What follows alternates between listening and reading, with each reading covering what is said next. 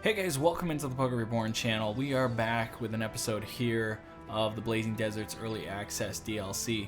I'm very excited to go into this next piece here because I think it's been quite the interesting conversation on Reddit and I'm sure in the community and just really in general of people trying to figure out what's going on with these new perks here. A lot of the perks have been reworked, not a lot of them, well, a portion of the perks have been reworked. And not exactly all the ones that most people wanted, and some that are pretty well done. I'm happy about the changes. I will be kind of connecting a lot of this stuff through Wolfster81 on Reddit. I just want to I appreciate you bringing this stuff up here and really categorizing it. I don't want to take anything from anybody. So yeah, so this is kind of where I'm grabbing some of this stuff from, and I'm going to be testing this out as we go. However, let's start on the list with the first one, and that is Indom. So Indom's one of those perks that if you're playing this game, if you've been playing this game for a while and you're playing in expert or you're playing in veteran or even in beginner, it doesn't really matter. At some point in the game, Indom really controls a lot of the battle. There's shield walling, and then there's I'm comfortable with my brother where he's at, I just don't want to get knocked completely out. For instance, certain usage of Indom allows it so you can't be pulled. You can't, for instance, the Kraken. Another thing would be being pushed by Orc Warriors. Another thing being Orc Young running into your line, knocking your guys down. Or not knocking your guys down, but knocking them out, stunning them for a turn. There's also unholds, controlling unholds so they can't move or get away or whatever. There's a lot of instances where you use Indom. However, now the reason I'm bringing this up, just in case those people who are not really convinced that Indom's whatever, but there is a 50% reduction when they hit you as well, negating a lot of that damage where you would get injuries. So with that explanation of Indom, this is where it becomes kind of a pain in the butt. The new Indom thing is going from 3 AP, where it was before, to 5. Now, a lot of people talk about Indom being a fatigue-intensive thing. Yes, it's understandable. If you use Indom, it's 25% of your fatigue, and then, not percent of your fatigue, 25 fatigue when you go to use it. However, the ability to move afterwards, the ability to attack afterwards with this perk, you could use Indom and start moving closer back to your group if you're fighting the Kraken. You also have the ability to take a strike with a two-handed weapon. Indom now officially has hurt the two-handers and has actually buffed, in my opinion, the duelists.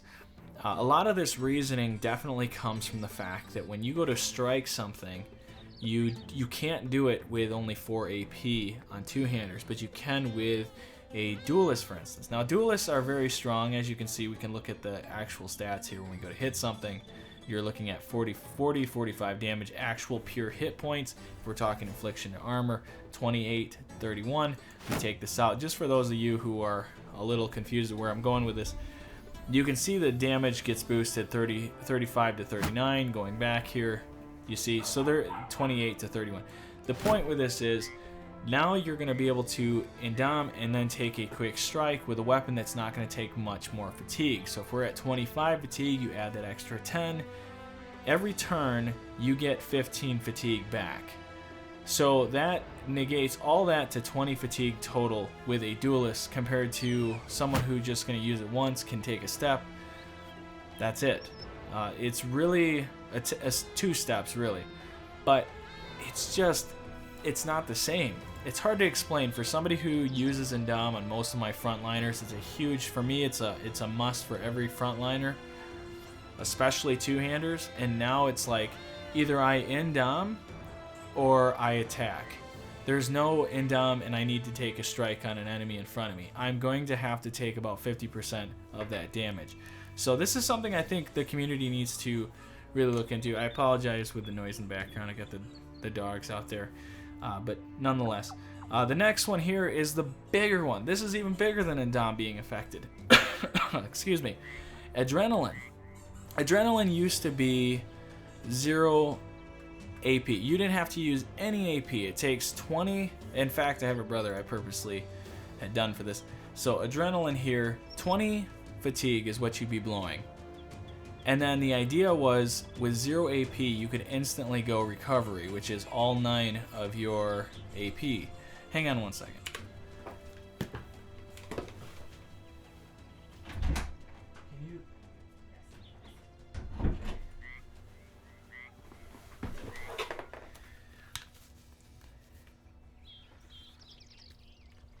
All right, so back with it here. We have back to it. I'm sorry, I got a little sidetracked there. But with adrenaline here, you're essentially being able to refilter your fatigue. If you were close to fatigue, let's say you were at 50 fatigue, you could blow adrenaline, and then you could do 50% of your reduction, or 50% reduction to your full fatigue. So pretty much you jump up to 70 and then knock out half of it going down to 35. This is a strategy that a lot of people who are going against the monolith within 40 days to 100 days, these are perks that are an absolute must, these two together. So being those dogs just drive me crazier. I love it. But no, these two perks together make all the difference in the world. However, now you're totally, it doesn't work together. There's no other perk in the perks in the game, if we're talking by twos, are as strong together. In the past with adrenaline and recovery, these used to be bar none the strongest. I mean, you could say, well, what about Brawny and Battleforge? What about Colossus and Nimble? Yeah, those are really good, especially these two, but still, it doesn't make the difference, or it just doesn't. You could talk Killing Frenzy and you could talk Duelist. Now there's an actual argument for those perks. So just some things to think about now. This is going to be 1 AP. So in order to get in order to use this and then gain the recovery would mean to kill somebody, giving you 4 AP worth of points, allowing you to recover. I don't know if you caught that, but you just need to have 9 AP to use recover. So you got to use adrenaline once, kill something, and then you have the recover ability. What a deal. That also is going to work really well too with not this brother right here. So the new gladiator thing, the quickness, when you kill an enemy you gain 1 action point. That can add to it with the berserk. I don't know. It's just some things to think about, but nonetheless, let's continue here. Next one is 9 lives. So 9 lives is interesting. In the past, it's been the biggest pain in the butt. It wasn't the best perk in the world. It was a perk that I personally didn't use. I know that Redemption, Pugger Redemption, some of you guys know that, some of you guys don't. He's affiliate with the channel. Anyways, I digress with that. The point with it is he uses a lot of this 9 lives with his fodder. Keeps him on the field longer, yada yada. Me, I never used it. I would rather use fast adaptation for my fodder. The problem with this perk was it was all based on fodder. Now it has a plus 15 to every defensive stat, so defense or melee, range, your initiative, and your resolve. Now that is pretty sweet, but I'm gonna question it a little bit. So if we throw this on him, Alto, Alq, or however you say it, I have no idea how to say his name. Point is that if he was at the point of dying and he comes back, he only gets the 4 health, 4 hit points left. Though he does go up to 30, let's say, come on, math. So 32. So he's going to go up to 32 melee defense. Is that going to save him if he's surrounded by 3 guys? The first guy kills him, the next 2 guys get 4 total strikes. I don't know.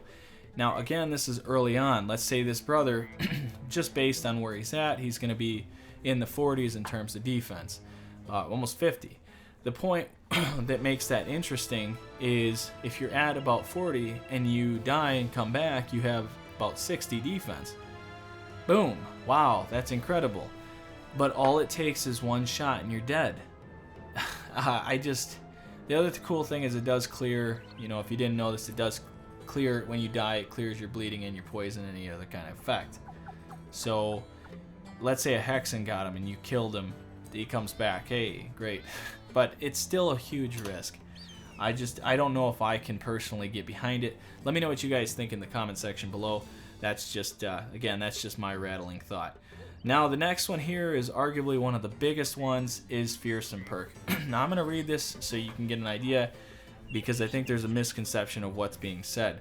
Any attack that inflicts at least 1 point of damage to hit points triggers a morale check of the opponent with a penalty. This is the new part. A penalty equal to 20% of your resolve, as opposed to with no penalty, and only if at or above 15 points of damage. Now, when you read this initially, it sounds like it's saying, hey, if you do more than 15% or 15 points of damage, 15 or more, you get this extra morale check. That's not the case. It hasn't ever been that way. I think that's one thing I've seen a lot of times with people when they go to read this. What it's actually saying is anything under 15 points of damage gives you a morale check. That's always how it's been in the past. So if you had a dagger and you weren't using puncture, because if you use puncture, you're doing more than 15 damage. Just remember that. You're actually getting that extra. You're doing a basic morale check that you would past 15 points. Anytime you attack something past 15 points of damage, health points, you do a morale check. Doesn't matter what weapon, doesn't matter how, as long as it's 15 plus damage. Now, this allows it to any point you can get a morale check of damage, but here's the deal. You get, now when you cause a morale check of damage under 15, where the heck? Okay. You are doing 20% of your resolve into that morale check. If you have a brother, this makes resolves so much more potent. It can make it so much more potent.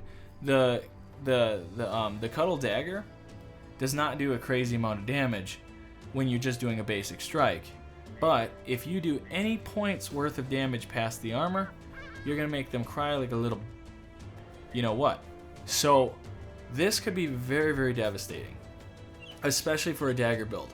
If you do a dagger build and you get 3 strikes in one turn, and your 3 strikes, I'm not talking about using death blow, and I'm talking doing stab, with just stab, stab, stab, okay? That's 21 fatigue per turn, taking 25% off that. You're looking at like 6 fatigue. So literally at some point you're going to get into their health, and at some point you're going to cause a morale check. There is going to be some nasty, nasty builds coming forth with the daggers. I guarantee you that. And the same thing can apply actually to the Sav, or the Sav, any of these, the Skirmish Axe, the Sav, the exotic swords in the south. If you look at the damage, 0 to 11 is what you're getting past armor. So this is a great weapon again, and I'm using it as a duelist just like this. So these again are things to think about if you go that route. I think that Fearsome is now officially a perk worth being in this category, depending on how you're playing. So that is to be seen. We'll see how that all rolls out. The next perk that I want to go over is going to be Fast Adaptation. Now, Fast Adaptation is I don't know. The community, there's a lot of people that don't like Fast Adaptation, and there's a lot of people that do. And a lot of your meta gamers, the gamers that know the game pretty darn well inside and out, and you can look at some of the stat boards and so on, it actually works against you with Fast Adaptation. But with this extra 2%, that's technically 4% every 2 strikes. If you miss, a brother that's really not that great, I think everybody can attest to this. How many times have you found a brother like this, where he's got stats, let's say this is 90, he's got amazing armor on, let's say his defense is really high, let's say his health is, let's say everything is high except for this is his melee. This is a brother that benefits from Fast Adaptation. If his chance to hit something that's really damaging, like let's say I don't know, see, like these are the type of brothers you pit against a strat, for instance. And I'm talking again, just mind you, think of the defense being high. This is not the brother in particular, it's about the melee. But if you're going to take the strike and it's a 37% chance, or let's just say a 46, the very next strike is going to be 10% more. For archers, it's going to be incredible. I feel that way personally. I usually use it on my archers, kind of like master archers. Nighttime battles are great against goblins. It's great. It's very strong against goblins, even for your good brothers. It also works really well when you're facing the Kraken and you're being wrapped and you need to break the vine, or you need to break that, or the vines taking them off from the Goblin Shaman. This works towards that. It's a universal perk. I'm surprised it's not liked more, but I don't use it a lot too, so I can't say much because there's other perks I really like. But I think it's going to be very strong for brothers like this at level 11. So that's my thoughts and opinions on fast adaptation. The next one here is arguably one of the biggest changes, and that's Headhunter. Already on Reddit especially has been a mixed consensus. I personally love Headhunter. I especially love it with archers. However, now let me read what it says. Because before, it used to be 15%. You would get 15% if you missed. I believe it was 15%. If I'm wrong, correct me, but I'm almost 100% sure that's what it was. So hitting the head of a target will give you a guaranteed hit to the head also with your next attack. Connecting with your hit or missing your attack will reset the effect. So connecting with your hit is saying if you hit with the Headhunter, you get the Headhunter perk. It works. You know, you're already hitting the head, it's going to reset. But the difference now is you have to hit them once and then the next one connects. It's not if you miss, the next one you're going to hit. It's kind of like, it's the same thing with like fast adaptation. If you miss, you get that 10%. If you miss here, you lose that 10%, or you lose that chance of the next hit to be a headshot. So man, it almost tears to the better skill brothers than it does with the ones that can't, because how many times do you miss with an archer? That's why I like that stacking ability, because a lot of times you're just shooting at random, or not at random, you're trying to hit something, you're missing if you're going for a priority target, that type of thing. So this is interesting. Connecting with your hit or missing, yeah. Just want to be 100% sure I'm reading that right. Your target will give you guaranteed hit to the head. Your next, yeah. So pretty much you have to hit the target. I don't know. I like it, but I'm not a fan of it being for higher skilled brothers. I always loved it for brothers that didn't have that higher skill, so I can get that extra 25% crit off of headshots. So that's that. The next one is going to be Rally. Rally's pretty simple, guys. It goes from 6 AP now to 5 AP. Now, in my opinion, I think it's a must. I'm very thankful that they're doing this. There's a lot of times where I have my bannerman and I want to blow the horn, but he can only take one step, blow the horn, and that's it, compared to making 2 steps. Why can't a guy take 2 steps and blow a horn? Just don't get that, right?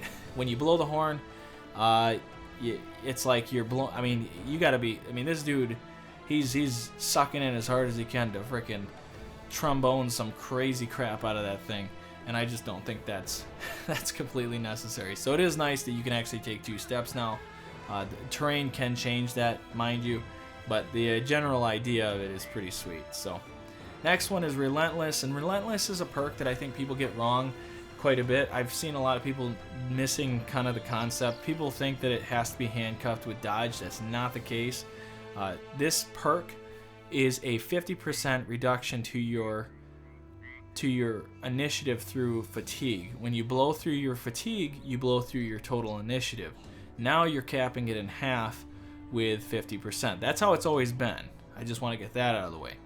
But when you waited in a command, so if you have your line brothers up and you want the enemy to come closer to you, or you're in combat, you're not ready to take a strike, you're not, whatever the reason is, you wait. There's a lot of scenarios where you wait. Usually in the past it would take away, while you wait 25% of your fatigue.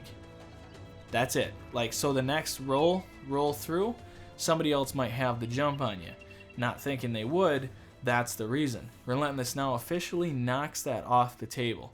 So now when you go to wait, there's no 25% reduction to your initiative. This is a huge deal, and yes, it does help dodge. I'm not gonna discard that or put that to the side. It actually really does help dodge, but in terms of a brother who you want overwhelm on, you just want to have the initiative ahead of another brother, or the enemy, and you're not guzzling through fatigue. This perk is going to be very nice. I think there's a lot of builds, even like this guy right here. He has good armor. and he has 69 initiative. A lot of you might say, well, that's so low. Truth be told, there's a lot of enemies that you face where they have really low initiative, and so this constantly keeping you in the front of the turn order, massively helpful. So there's that. That's one of the ways that you can kind of roll this thing out. The next one is going to be the Crossbow Mastery, which is now officially part in the firearms department.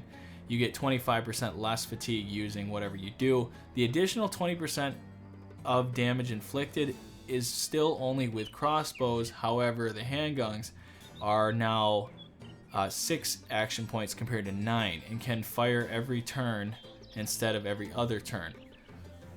I'm sorry, but that's huge. To me, that's huge, especially with Overwhelm. There's gonna be serious. I'm worried that they're gonna figure that out, especially because of that video we just watched not that long ago. You have 2 guys shooting every single turn, an AOE taking the initiative out, or not taking the initiative, taking 20% reduction to their melee range stats. Anybody that you're facing. Just saying. Even if you miss, you're doing a overwhelm check.